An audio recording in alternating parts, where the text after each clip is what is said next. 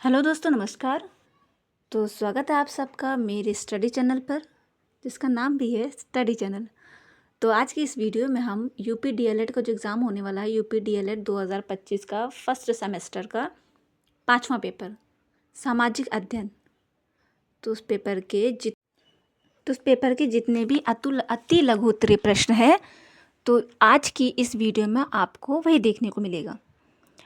तो ये जो प्रीवियस ईयर क्वेश्चन पेपर है, पिछले साल के प्रश्न पत्र हैं, तो वही आज आपको इस वीडियो में देखने को मिलेगा, जिससे आपको समझ में आएगा कि किस तरह के प्रश्न पत्र, किस तरह के प्रश्न आते हैं। तो चलिए शुरू करते हैं। तो हमारा पहला प्रश्न है, सबसे प्राचीनतम वेद का नाम लिखिए। सबसे प्राचीनतम वेद का नाम लिखिए। इसका उत्तर देखिए। इसका उत्तर है सबसे प्राचीनतम वेद है ऋग्वेद। ऋग्वेद को सभी वेदों में सबसे प्राचीन माना जाता है। दूसरा प्रश्न है, अर्थशास्त्र पुस्तक के लेखक कौन थे? अर्थशास्त्र पुस्तक के लेखक कौन थे? तो इसका आंसर देखिए। अर्थशास्त्र पुस्तक के लेखक कौटिल्य मतलब चाणक्य थे। चाणक्य को कौटिल्य के नाम से भी जाना जाता है और उन्होंने अर्थशास्त्र पुस्तक लिखी थी। अब प्रश्न नंबर 18, पाषाण काल को कितने भागों में बांटा गया है? पाषाण काल को कितने भागों में बांटा गया है? तो इसका उत्तर देखिए। पाषाण काल को 3 भागों में बांटा गया है। पाषाण काल को मुख्य रूप से 3 भागों में बांटा गया है। नंबर 1 पुरा पाषाण काल, नंबर 2 मध्य पाषाण काल, नंबर 3 नवपाषाण काल। कुछ स्रोतों में ताम्र पाषाण युग भी शामिल है, लेकिन पाषाण काल को 3 भागों में बांटा गया है। प्रश्न नंबर 19, मेसोपोटामिया सभ्यता किस नदी में विकसित हुई थी? मेसोपोटामिया सभ्यता किस नदी घाटी में विकसित हुई थी? इसका आंसर देखिए। दजला और फरात मतलब टिग्रिस और यूफ्रेट्स। मेसोपोटामिया की सभ्यता दजला और फरात नदियों की घाटी में विकसित हुई थी। प्रश्न नंबर 20, ऋग्वेद में कितने मंडल हैं? ऋग्वेद में कितने मंडल हैं? तो इसका आंसर है ऋग्वेद में 10 मंडल है। ऋग्वेद में 10 मंडल, मतलब मंडल का मतलब होता है पुस्तकें। 10 पुस्तकें और 1028 सूक्त हैं। प्रश्न नंबर 21, जैन धर्म के संस्थापक कौन थे? जैन धर्म के संस्थापक कौन थे? तो इसका आंसर देखिए। आंसर है जैन धर्म के संस्थापक ऋषभनाथ, जिनका नाम आदिनाथ भी था। जैन धर्म के पहले तीर्थकर ऋषभनाथ को इसका संस्थापक माना जाता है। वर्धमान महावीर जो 24वें तीर्थकर थे, उन्होंने जैन धर्म को उसका वर्तमान स्वरूप दिया था। प्रश्न नंबर 22, पुराणों की संख्या कितनी है? पुराणों की संख्या कितनी है? तो इसका आंसर है पुराणों की कुल संख्या 18 है। पुराणों की कुल संख्या 18 है। प्रश्न नंबर 23, मानव नेत्र के कितने घटक होते हैं? मानव नेत्र के कितने घटक होते हैं? तो इसका आंसर है मानव नेत्र में कई घटक होते हैं, जिसमें cornea, iris, lens, retina, optic, तंत्रिका आदि शामिल है। तो मानव नेत्र के कई घटक होते हैं। प्रश्न नंबर 24, इसरो का मुख्यालय कहाँ स्थित है? इसरो का मुख्यालय कहाँ स्थित है? तो इसका आंसर है बेंगलुरु। भारतीय अंतरिक्ष अनुसंधान संगठन इसरो का मुख्यालय बेंगलुरु में स्थित है। प्रश्न नंबर 25, नगर निगम के अध्यक्ष का पद नाम क्या है? नगर निगम के अध्यक्ष का पद नाम क्या है? तो इसका आंसर है महापौर। नगर निगम के राजनीतिक प्रमुख को महापौर कहते हैं। प्रश्न नंबर 26, सूर्य के चारों ओर परिक्रमा करने वाले खगोलीय पिंड क्या कहलाते हैं? सूर्य के चारों ओर परिक्रमा करने वाले खगोलीय पिंड क्या कहलाते हैं? तो इसका आंसर है ग्रह। सूर्य के चारों ओर परिक्रमा करने वाले खगोलीय पिंड को ग्रह कहा जाता है। प्रश्न नंबर 27, विषुवत रेखा को कौन सी नदी को 2 बार काटती है? विषुवत रेखा को कौन सी नदी 2 बार काटती है? तो इसका आंसर है कांगो नदी। कांगो नदी एकमात्र प्रमुख नदी है जो भूमध्य रेखा विषुवत रेखा को 2 बार पार करती है। प्रश्न नंबर 28, भारत का क्षेत्रफल विश्व के क्षेत्रफल का कितना प्रतिशत है? भारत का क्षेत्रफल विश्व के क्षेत्रफल का कितना प्रतिशत है? तो इसका आंसर है 2.4%, 2.4%। भारत का कुल क्षेत्रफल विश्व के कुल क्षेत्रफल का 2.4% है। प्रश्न नंबर 19, परिक्रमण गति किसे कहते हैं? परिक्रमण गति किसे कहते हैं?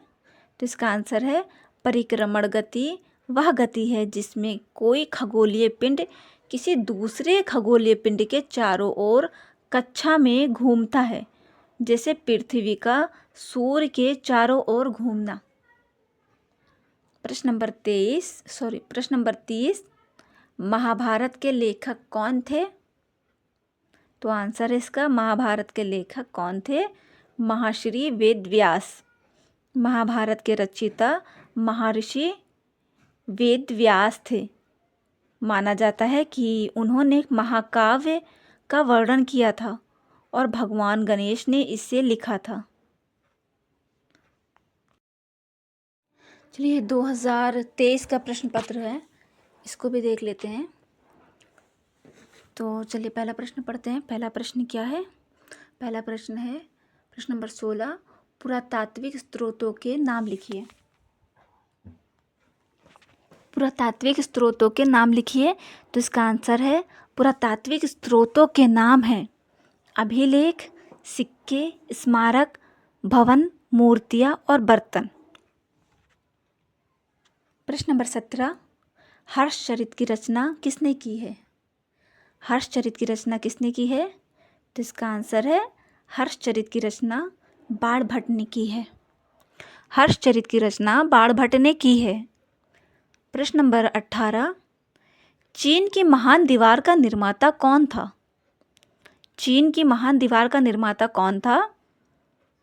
तो इसका आंसर है चीन की महान दीवार का निर्माता किन शी हुआंग था। प्रश्न नंबर 19, ममी क्या है? तो आंसर है इसका, ममी एक ऐसा मृत शरीर है।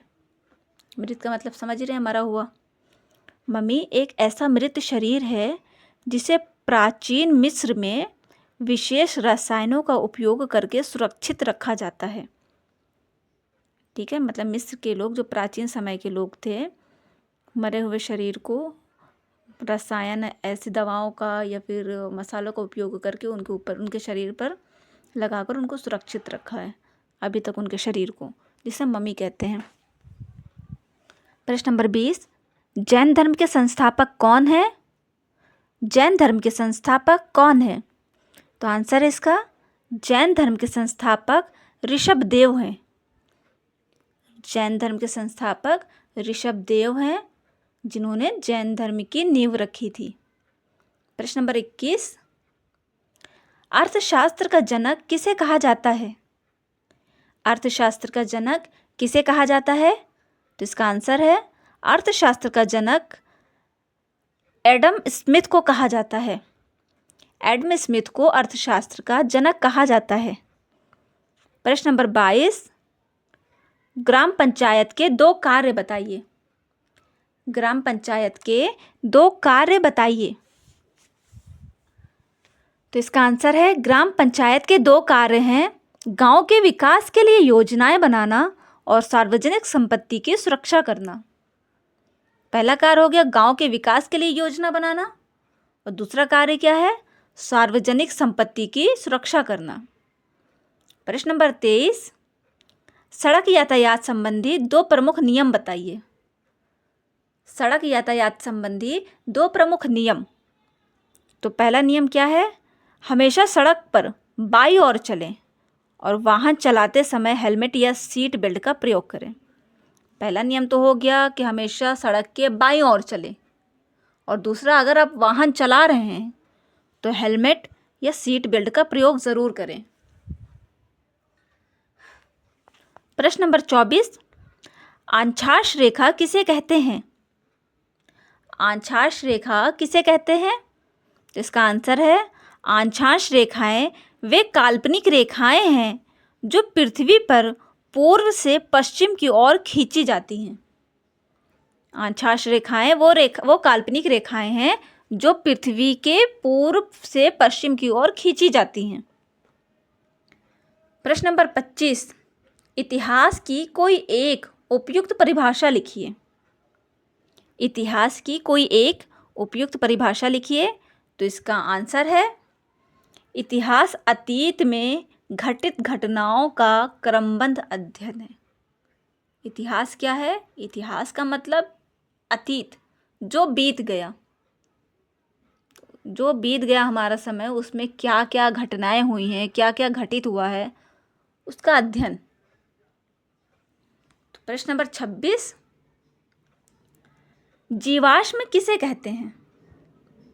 प्रश्न नंबर 26 है, जीवाश्म किसे कहते हैं? तो इसका आंसर देखिए, जीवाश्म एक प्राचीन काल के जीवों के अवशेष हैं जो चट्टानों में दबे पाए जाते हैं। प्राचीन काल के जीवों के अवशेष हैं जो चट्टानों में दबे पाए जाते हैं। प्रश्न नंबर 27, पाषाण काल को कितने भागों में बांटा गया है? ये प्रश्न पहले भी आ चुका है, इससे पहले भी मैंने पढ़ा है। फिलहाल वो 2024 का प्रश्न पत्र था, ये 2023 का है। देखिए, अगर आप यही सारे प्रश्न पत्र हमारे ही वीडियो अगर अच्छे से आप ऑब्जर्व कर लेते हैं, पढ़ लेते हैं, समझ लेते हैं, तो ये उम्मीद है कि आप अच्छे से पास होंगे और अच्छे नंबरों से पास होंगे। तो देखिए, पाषाण काल को कितने भागों में बांटा गया है? पाषाण काल को 3 भागों में बांटा गया है। नंबर 1 क्या है? पुरा पाषाण काल। नंबर 2 मध्य पाषाण काल। और नंबर 3 क्या है? नव पाषाण काल। प्रश्न नंबर 28, गीज़ा का पिरामिड किसने और कब बनवाया? गीज़ा का पिरामिड किसने और कब बनवाया था? तो इसका आंसर है, गीज़ा का पिरामिड लगभग 2560 ईसा पूर्व में मिस्र के शासक खुफू ने बनवाया था। गीज़ा का पिरामिड लगभग 2526 ईसा पूर्व में मिस्र के शासक खुफू ने बनवाया था। प्रश्न नंबर 29, अफ्रीका महाद्वीप की सर्वोच्च चोटी कौन सी है? अफ्रीका महाद्वीप की सर्वोच्च चोटी कौन सी है? तो इसका आंसर है, अफ्रीका महाद्वीप की सर्वोच्च चोटी माउंट किलिमंजारो है। प्रश्न नंबर 30, विक्रम साराभाई अंतरिक्ष केंद्र कहाँ स्थित है? विक्रम साराभाई अंतरिक्ष केंद्र कहाँ स्थित है? इसका आंसर है, विक्रम साराभाई अंतरिक्ष केंद्र त्रिवंतपुरम, केरल में स्थित है। चलिए अब अगला प्रश्न पत्र देखते हैं। सत्र 2021 का प्रश्न पत्र है ये। तो चलिए देखते हैं। लुम्बिनी से, पहला प्रश्न क्या है? 16 नंबर, लुम्बिनी से प्राप्त अभिलेख में अशोक ने कर के विषय में क्या घोषणा की है? तो प्रश्न क्या है? लुम्बिनी से प्राप्त अभिलेख में अशोक ने कर के किस विषय में क्या घोषणा की है? तो आंसर है इसका, अशोक ने लुम्बिनी अभिलेख में घोषणा की कि लुम्बिनी को बलि यानी धार्मिक कर से मुक्त कर दिया गया था और भाग यानी राजस्व कर को घटाकर 1/8 कर दिया गया था। प्रश्न नंबर 17, 2 विदेशी यात्रियों के नाम लिखिए। 2 विदेशी यात्रियों के नाम लिखिए। तो इसका आंसर है, फाहियान और ह्वेनसांग। ये 2 विदेशी यात्री थे। प्रश्न नंबर 18, पाषाण युग को कितने भागों में बांटा गया है और उसके नाम लिखिए। पाषाण युग को कितने भागों में बांटा गया है और उसके नाम लिखिए। तो इसका आंसर है पाषाण युग को 3 भागों में बांटा गया है। नंबर 1 पुरा पाषाण काल, नंबर 2 मध्य पाषाण काल और नंबर 3 नव पाषाण काल। तो ये तो क्वेश्चन रिपीट टू रिपीट आ रहा है। आगे देखते हैं प्रश्न नंबर 19। तो ये जो आप लोगों के सामने प्रश्न है, बड़ी ई डॉट पापे बड़ा ऊ की मतलब पू का अर्थ क्या है? तो इसका अर्थ है ईसा पूर्व। प्रश्न नंबर 20, सप्त सैंधव के अंतर्गत आने वाली नदियों के नाम लिखिए। सप्त सैंधव के अंतर्गत आने वाली नदियों के नाम लिखिए। तो इसका आंसर है सप्त सैंधव के अंतर्गत आने वाली नदियां हैं number 1 Sutlej, number 2 Beas, number 3 Ravi, number 3 Chenab, number 4 Jhelum, number 5 Sindhu और नंबर 6 सरस्वती। ये सारी नदियाँ सप्त सैंधव के अंतर्गत आने वाली नदियाँ हैं। प्रश्न नंबर 21, 16 महाजनपदों में से कौन से 4 प्रमुख महाजनपद थे? 16 महाजनपदों में से कौन से 4 प्रमुख महाजनपद थे? तो इसका आंसर देखिए, जो महाजनपद थे, नंबर 1 मगध, नंबर 2 कौशल, नंबर 3 वत्स और नंबर 4 अवंती। प्रश्न नंबर 22, क्षुद्र ग्रह कहाँ पर पाए जाते हैं? क्षुद्र ग्रह कहाँ पर पाए जाते हैं? तो इसका आंसर देखिए, क्षुद्र ग्रह मंगल और बृहस्पति ग्रहों की कक्षाओं के बीच में पाए जाते हैं। क्षुद्र ग्रह मंगल और बृहस्पति ग्रहों की कक्षाओं के बीच में पाए जाते हैं। प्रश्न नंबर 23, तारा किसे कहते हैं? तारा किसे कहते हैं? तो इसका आंसर है तारा एक खगोलीय पिंड है जो अपने गुरुत्वाकर्षण के कारण एक साथ बंधे हुए प्लाज्मा का एक चमकदार गोला है। तारा क्या है? तारा एक खगोलीय पिंड है जो अपने गुरुत्वाकर्षण के कारण एक साथ बंधे हुए प्लाज्मा का एक चमकदार गोला है। प्रश्न नंबर 24, चंद्र ग्रहण की स्थिति का चित्र बनाइए। चंद्र ग्रहण की स्थिति का चित्र बनाइए। तो आंसर देख लीजिए, चित्र तो आप अपने हिसाब से बनाइएगा। चंद्र ग्रहण तब होता है जब पृथ्वी सूर्य और चंद्रमा के बीच में आ जाती है, जिससे पृथ्वी की छाया चंद्रमा पर पड़ती है। चित्र बनाने के लिए आप एक सीधी रेखा में सूर्य, पृथ्वी और चंद्रमा को दर्शा सकते हैं, जिसमें पृथ्वी बीच में हो। ठीक है, आगे देखते हैं, मकर रेखा किसे कहते हैं?